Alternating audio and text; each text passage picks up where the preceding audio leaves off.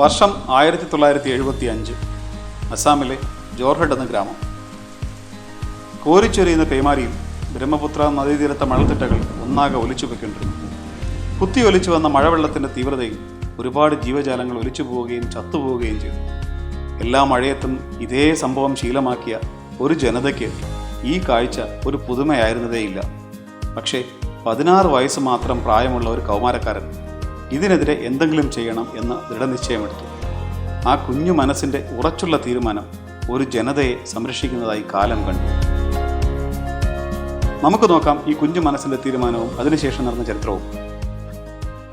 Welcome to a new video.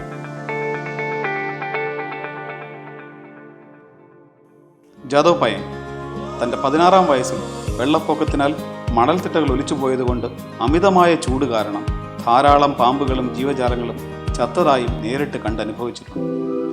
ഇതിനെതിരെ ആദ്യമായി അദ്ദേഹം ബ്രഹ്മപുത്ര നദിക്കരയിൽ 200ഓളം മുളം തൈകൾ വെച്ച് പിടിപ്പിച്ചു.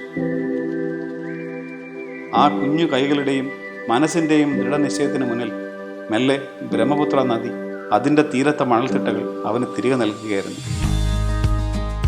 പിന്നെ നടന്നത് ചരിത്രമായിരുന്നു. തൻ്റെ ജീവിതത്തിൻ്റെ 30 വർഷം ഇവിടെ ചിലവഴിച്ച് 40 ദശലക്ഷം മരങ്ങൾ നട്ടുപിടിപ്പിച്ച് ബ്രഹ്മപുത്രയുടെ 550 ഹെക്ടർ ഭൂമിയിൽ ഒരു തരിശായി കിടന്നിരുന്ന ഒരു മണൽത്തിട്ടയെ മാറ്റി യഥാർത്ഥ മനുഷ്യനിർമ്മിത വനമാക്കി. ന്യൂയോർക്ക് സിറ്റിയിലെ സെൻട്രൽ പാർക്കിനേക്കാൾ വലുതാണ് ജാദവ് പയങ് നിർമ്മിച്ച മൊലായ് വനം. അദ്ദേഹത്തിന് നന്ദി. മൊലായ് വനത്തിൽ ഇപ്പോൾ ബംഗാൾ കടുവകൾ, ഇന്ത്യൻ കാണ്ടാമൃഗങ്ങൾ, മൃഗങ്ങൾ,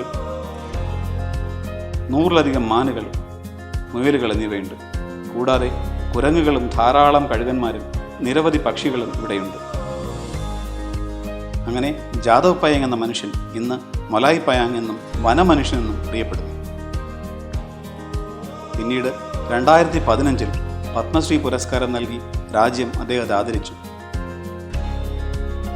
പരിസ്ഥിതി സംരക്ഷണത്തിന് ഉചിതമായ നടപടികൾ സ്വീകരിക്കുവാൻ വികസ്വര രാജ്യങ്ങൾ മുന്നോട്ട് വന്നാൽ ലോകത്തിലെ പ്രകൃതി സന്തുലിതാവസ്ഥ വീണ്ടെടുക്കാൻ കഴിയുമെന്നാണ് ജാദവ് പയങ് പ്രതീക്ഷിക്കുന്നത്.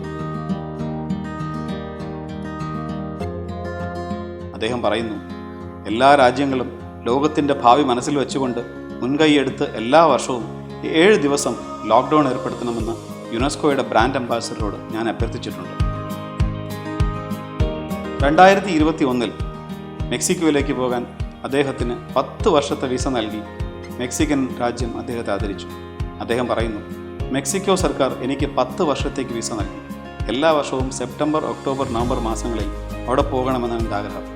ആ സമയം മെക്സിക്കോയിൽ മരങ്ങൾ നടുന്നതിന് അനുയോജ്യമാണ്. വൻതോതിലുള്ള പ്ലാന്റേഷൻ ഡ്രൈവിനായി എനിക്ക് പ്രതിദിനം 100,000 വിദ്യാർത്ഥികളെങ്കിലും ഉൾപ്പെടുത്തേണ്ടി വരും. അസാധ്യമായി ഒന്നുമില്ല എന്ന പ്രസിദ്ധമായ നെപ്പോളിയൻ ബോണപ്പാർട്ടിൻ്റെ മനോഹരമായ മോട്ടിവേഷൻ വാക്കിനേക്കാൾ മനോഹരമാണ് ഇദ്ദേഹത്തിൻ്റെ ജീവിത സന്ദേശം. ഈ മഹാസംരംഭത്തിൽ നമുക്കും പങ്കാളിയാകാം, ഒരു തൈയെങ്കിലും വെച്ചുകൊണ്ട്. മനുഷ്യരാശിക്ക് വേണ്ടി ഈ വലിയ മനസ്സിൻ്റെ കാൽക്കൽ പ്രണമിച്ചുകൊണ്ട് നിർത്തുന്നു.